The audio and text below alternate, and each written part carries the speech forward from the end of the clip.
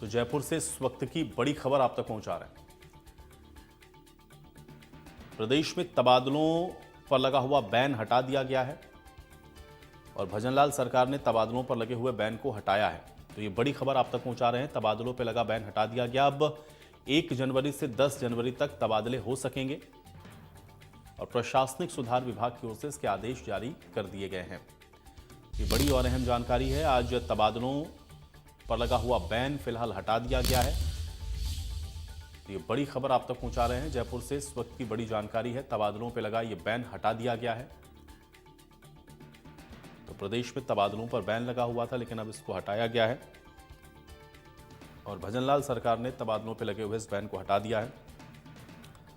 और अब 1 जनवरी से 10 जनवरी तक ये जो तबादले हैं वो हो सकेंगे। प्रशासनिक सुधार विभाग की ओर से इसके आदेश जारी कर दिए गए हैं। आदेश की कॉपी भी आप देख सकते हैं, जो कि प्रशासनिक सुधार विभाग की ओर से जारी की गई है। अब 1 जनवरी से 10 जनवरी के बीच तबादले हो सकेंगे। ये जयपुर से बड़ी खबर आप तक पहुंचा रहे हैं। तो प्रदेश में जो तबादलों पर बैन लगा था उसको हटाया गया है। भजनलाल सरकार ने तबादलों पर लगे इस बैन को हटाया है। प्रशासनिक विभाग की ओर से इसके निर्देश जारी कर दिए गए हैं और अब 1 जनवरी से 10 जनवरी के बीच में ये जो तबादले हैं वो हो सकेंगे। तो ये बड़ी खबर है, इस वक्त की बड़ी और अहम जानकारी है। प्रशासनिक सुधार विभाग की ओर से आदेश जारी किए गए हैं। बड़ी खबर आप तक पहुंचा रहे हैं जयपुर से, जहां पर अब तबादलों पर लगा हुआ बैन हटा दिया गया है और प्रदेश में तबादलों पर जो बैन लगा था उसको भजनलाल सरकार ने हटा दिया है और इसके लिए प्रशासनिक सुधार विभाग की ओर से आदेश जारी कर दिए गए हैं। और अब 1 तारीख से 10 जनवरी तक ये जो तबादले हैं वो हो सकेंगे। प्रशासनिक सुधार विभाग की ओर से ये आदेश जारी किए गए हैं।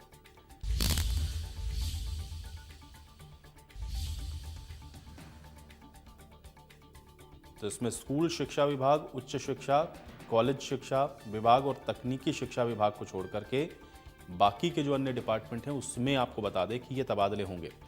यानी कि कुछ विभाग ऐसे हैं जिनको अभी भी एग्जेम्प्टेड इससे रखा गया है, यानी कि इन विभागों में तबादले नहीं होंगे, जिसमें स्कूली शिक्षा विभाग है, उच्च शिक्षा, कॉलेज शिक्षा विभाग और तकनीकी शिक्षा विभाग को छोड़कर बाकी के जो विभाग हैं उनमें ये तबादले हो सकेंगे। इसके निर्देश जारी कर दिए गए हैं। अब 1 जनवरी से 10 जनवरी तक ये तबादले होंगे।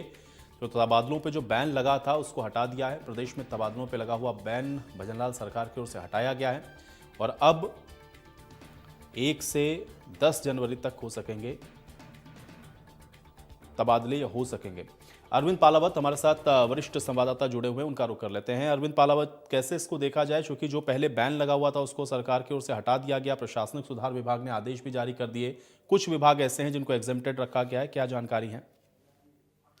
जी हाँ, बिल्कुल। देखिए, अपने आप में बहुत महत्वपूर्ण बात है, क्योंकि मुख्यमंत्री भजनलाल से हाल ही में जो कैबिनेट बैठक की गई थी, कैबिनेट बैठक में भी इस मुद्दे पर चर्चा हुई थी कि जो तबादलों का प्रतिबंध है वो हटाया जाए। ऐसे में सकारात्मक विचार है वो वहां पर हुआ था, क्योंकि खुद जो मंत्री जोगाराम पटेल, उन्होंने जब प्रेस कॉन्फ्रेंस की तो उन्होंने इस संबंध में जानकारी दी थी कि जो बैन है वो हटाया जा सकता है। उसके लिए सकारात्मक जो चर्चा है वो इस बैठक के दौरान हुई थी और उसके बाद में उसका असर यहाँ पर देखने को मिल रहा है कि 1 से 10 तारीख के बीच में तबादलों से जो प्रतिबंध है वो यहाँ पर हटा दिया गया। यानी जो तबादले हैं वो लंबे समय से लंबित चल रहे थे। भारतीय जनता पार्टी की सरकार आने के बाद से ये बात कही जा रही थी कि जल्दी जो तबादले हैं वो यहाँ पर हो सकेंगे और 15 जनवरी 2023 से जो राजकीय अधिकारी हैं, कर्मचारी, उनके स्थानांतरण पर प्रतिबंध लगा हुआ था। तो ऐसे में अब इस प्रतिबंध को हटा दिया गया है। 1 जनवरी 2025 यानी नए साल पर नया जो तोहफा है वो यहाँ पर सरकारी कार्मिकों को सरकार की ओर से दिया गया है, जिसमें 1 तारीख से लेकर 10 तारीख तक जो तबादले हैं वो यहाँ पर हो सकेंगे। हालांकि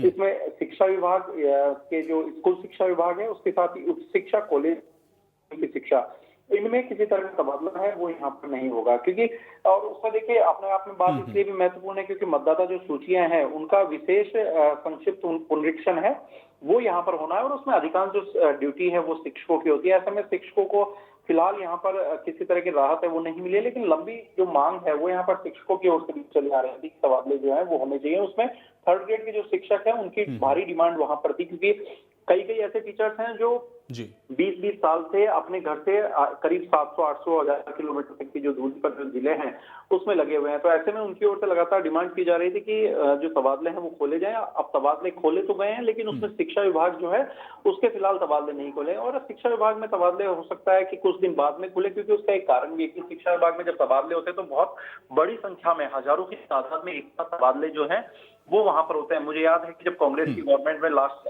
अंतिम समय पर जब तबादले किए गए थे तो एक साथ करीब 10,000 जो तबादले हैं वो एक साथ किए गए थे, और उसके बाद में कई जो तबादले हैं वो निरस्त भी करने पड़े। तो ऐसे में अब शिक्षा विभाग की ओर से टाइम लेकर के और इस तरह तबादले हैं वो किए जाएंगे ताकि पढ़ाई जो है वो भी प्रभावित ना हो, क्योंकि बीच सेशन के बीच में जो तबादले किए जाते हैं तो उससे जो शिक्षण व्यवस्था है उस पर भी फर्क पड़ता है। तो ऐसे में अब संभवतः है मई और जून के महीने में जो तबादले हैं वो यहाँ पर शिक्षा विभाग के हो सकते हैं। फिलहाल अन्य जो कार्मिक है, अन्य जो अधिकारी है, कर्मचारी है, उनको एक बड़ी राहत है वो यहाँ पर मिल चुकी है, और तबादलों से जो प्रतिबंध है वो हट चुका है। और अब इसके बाद में जो तबादलों की सूचियां हैं वो जल्द से जल्द आना है वो शुरू हो जाएगी। 1 तारीख के बाद में कभी भी जो विभागों की ओर से सूचियां हैं वो यहाँ पर जारी की जाएगी। ऑनलाइन जो आवेदन है वो मांगे जाएंगे तबादलों को लेकर के, और उसके बाद में जो सूचियां हैं वो यहाँ पर जारी होंगी। जी चलिए अरविंद, बहुत शुक्रिया इस बातचीत और जानकारी के लिए।